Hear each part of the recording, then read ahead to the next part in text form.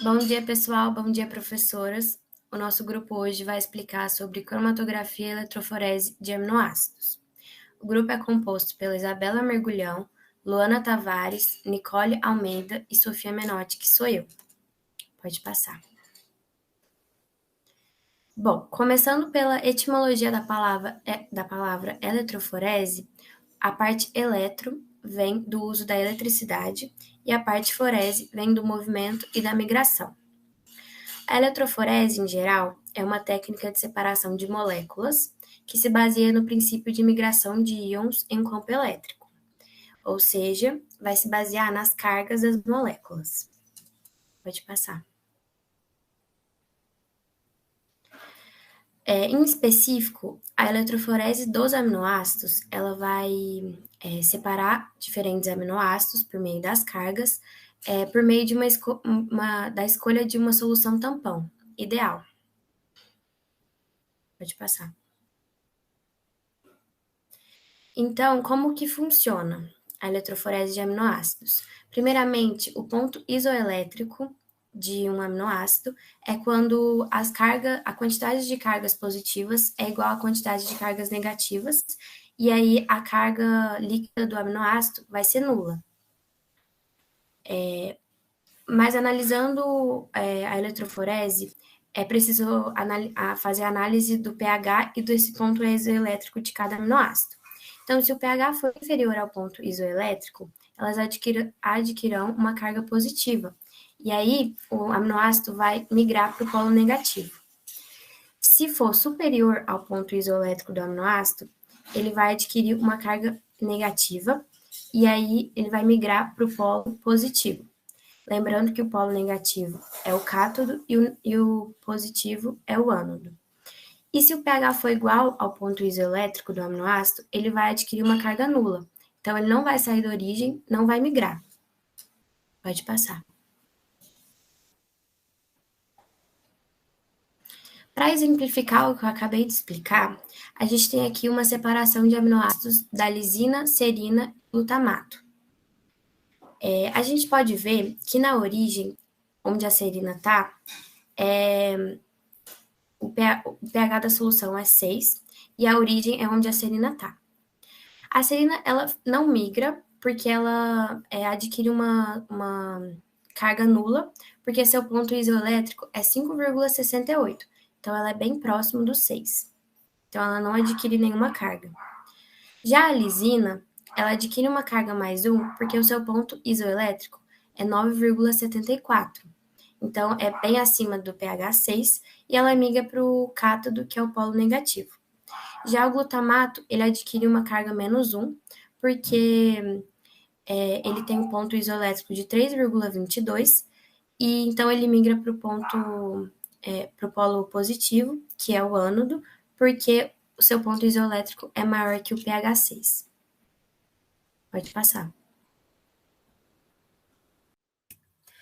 Então, gente, eu vou falar sobre a metodologia, né? Então, como de fato a eletroforese é feita. Antes de começar, a gente precisa frisar a importância de usar luva para não contaminar a nossa solução, né? Para não danificar nos resultados finais. Então, depois de colocar a luva, a gente vai para o passo número 1, que é a preparação do papel, né? Então, a gente vai pegar um papel e vai fazer igual está aqui na imagem. A gente vai marcar uma reta no centro, que vai ser o nosso ponto de origem. E aí a gente coloca quais são os escreve, né, quais são os aminoácidos que vão ser aplicados. E aí a gente pega esse papel e vai umedecer ele na solução tampão escolhida. Então, a gente umedece e depois pega o papel já umedecido e coloca em cima da placa de acrílico.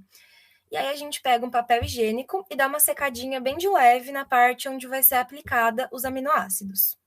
Pode passar. E aí o passo número 2 é, então, a aplicação de fato dos aminoácidos, né? Então, a gente vai, com o auxílio de uma micropipeta automática, aplicar em torno de 2 microlitros de cada amostra. Então, lá a gente tem o aminoácido, a amostra X, X1, X2, e a gente tem o ácido pícrico. Então, a gente vai aplicar nos respectivos pontos. Pode passar.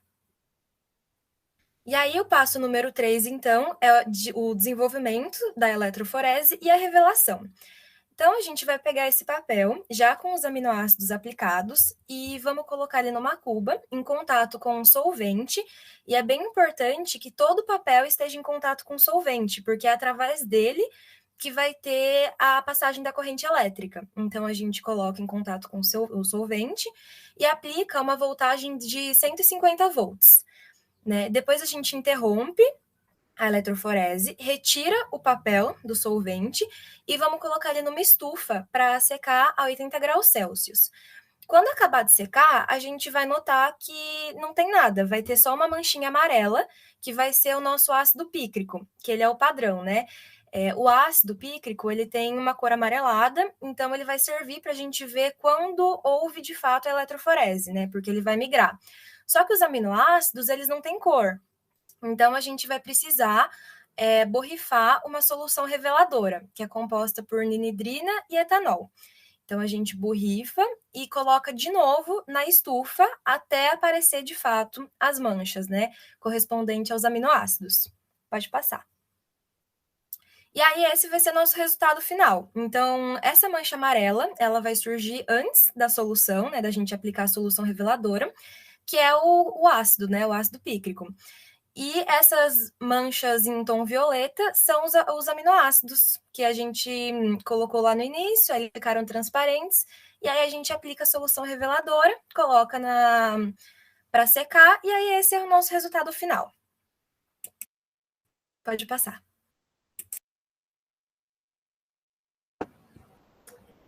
Oi, gente, vou começar falando da cromatografia. A cromatografia é um processo de separação e identificação dos aminoácidos e ele usa os princípios da absorção, da solubilidade, mas principalmente da polaridade dos próprios aminoácidos. E ele é composto por duas fases, a fase estacionária, primeira fase, e a segunda fase, que é a fase móvel. Pode passar. Pode passar. Essas fases que eu falei vão ser melhor explicadas nos próximos slides. A cromatografia de aminoácidos em papel é um exame qualitativo. Na medicina, a cromatografia é usada para determinar a quantidade de aminoácidos na nossa urina. E esse exame é muito importante porque ele pode mostrar se a gente tem algum erro no nosso metabolismo, se está produzindo aminoácido demais ou se está com aminoácido em falta. E se caso haja algum problema, aminoácido em excesso ou em falta, podem ser codificadas enzimas anormais que podem causar doenças.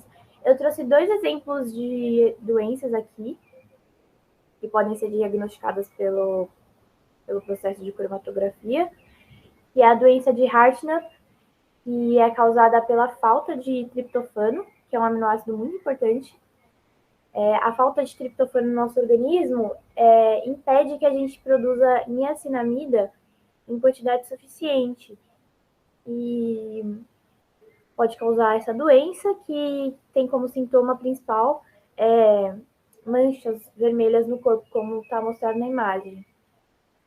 E tem também a fenilcetonúria, que é causada pelo excesso da fenilalanina no corpo, no organismo. Essa doença pode causar problema nos rins e até mesmo algum tipo de doença mental, psicológica. Pode passar. A cromatografia de aminoácidos, ela funciona assim. O aminoácido polar, como ele é polar, ele tem mais interação, ele interage melhor com o papel. Por quê? Porque o papel é feito de celulose. E a celulose também é polar. Polar interage melhor com a polar. Com polar. Polar interage melhor com polar. E a celulose é altamente polar porque ela tem muitas hidroxilas na sua estrutura química. Então, o polar, como ele interage, como o aminoácido polar interage melhor com a celulose do papel, ele vai ficar preso ao papel e isso vai impedir que ele ande que ele ande muito no papel da cromatografia. Vai impedir que ele percorra uma longa distância no papel da cromatografia. Ele fica preso ao papel justamente porque o aminoácido polar interage melhor com o papel. E o aminoácido apolar, por sua vez, como ele é apolar,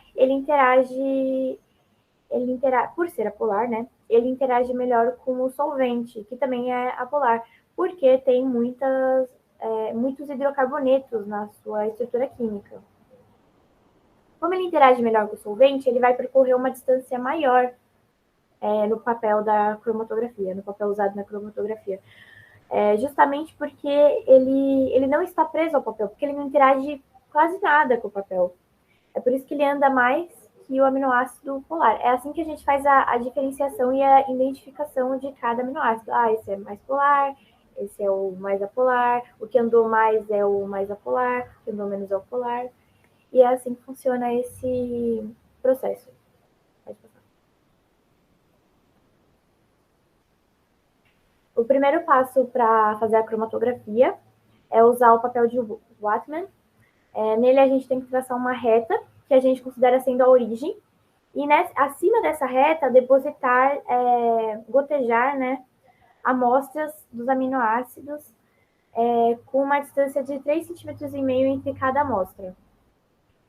Aí a gente tem que secar esse papel com as amostras. E aí a gente vai prosseguir com a cromatografia, que a Isabela vai continuar explicando. Então, gente, depois da gente aplicar as amostras dos aminoácidos no meio do papel, a gente vai fechar ele na forma de um cilindro, deixando as amostras voltadas para dentro. Mais ou menos assim. E a gente vai colocar 2 clips, assim, para deixar as extremidades unidas e que o papel não saia desse formato, né? Depois a gente vai colocar o papel numa cuba com solvente. Solvente é feito por butanol, ácido acético e H2O, na proporção 4:1:5. A gente vai colocar, então, o papel naquele formato cilíndrico dentro da cuba com solvente e a gente vai tampar a cuba com plástico, filme plástico. E deixar ali até o solvente subir pelo papel e atingir cerca de 4 centímetros do final do papel. Isso leva cerca de 8 horas para acontecer. Depois a gente vai tirar o papel, marcar com lápis até onde o solvente subiu. E a gente vai colocar na estufa a 80 graus para secar. Depois de seco, a gente vai revelar, borrifando a solução reveladora, como na eletroforese também, para que a gente consiga ver as manchas. A gente vai marcar com lápis o contorno de cada mancha para ficar melhor para ver. A gente vai medir as distâncias entre a linha de origem, entre a mancha, e também a gente vai marcar com lápis até onde o solvente chegou, que é a distância de frente do solvente.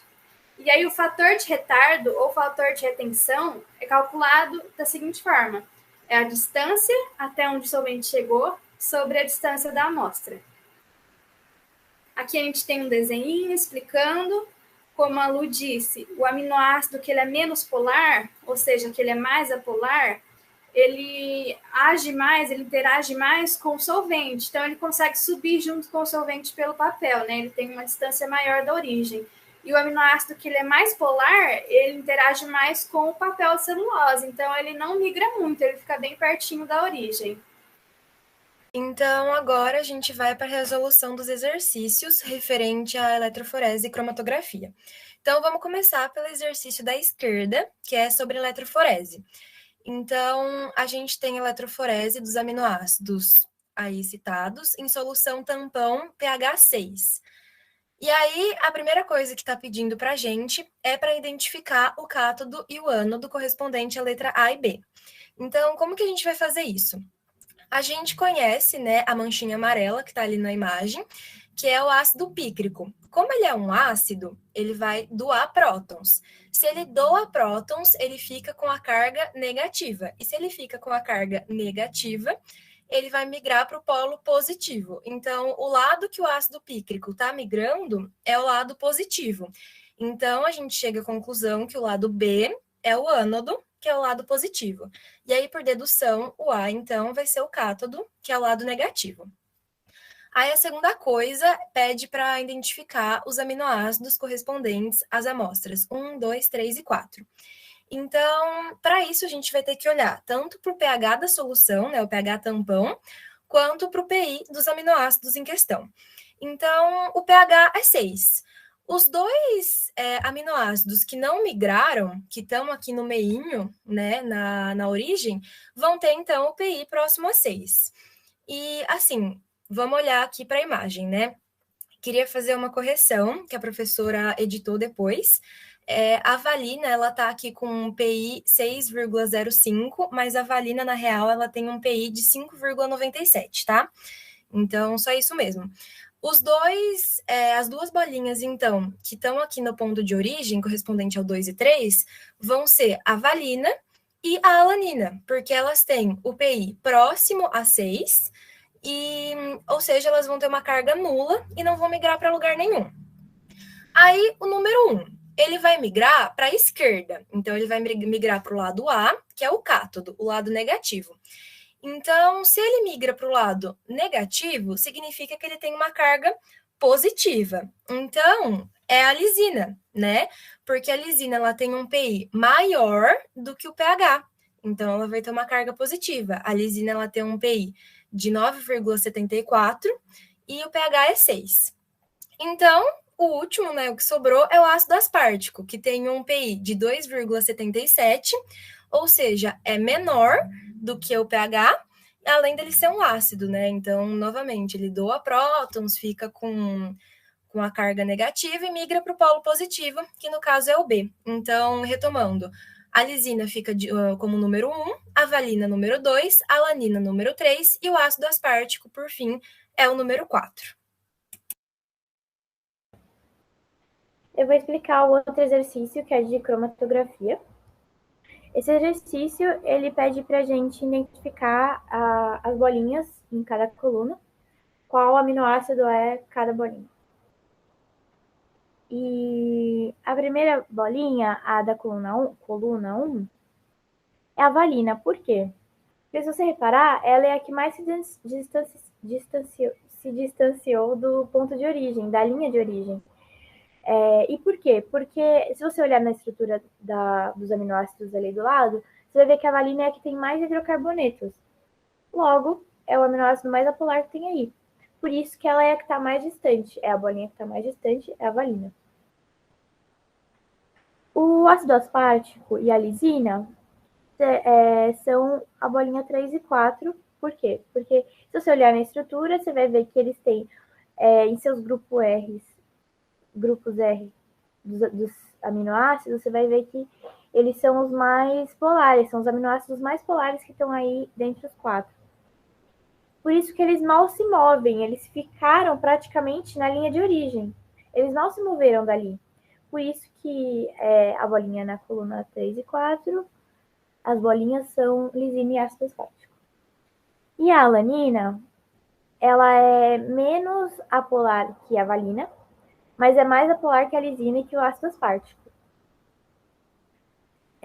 Então, é por isso que ela percorreu uma distância intermediária, as bolinhas 3 e 4 e a 1. Ela ficou no meio, porque ela não é nem a mais nem a menos, ela está intermediária. E porque após a cromatografia foi aspergida uma solução de ninidrina no papel.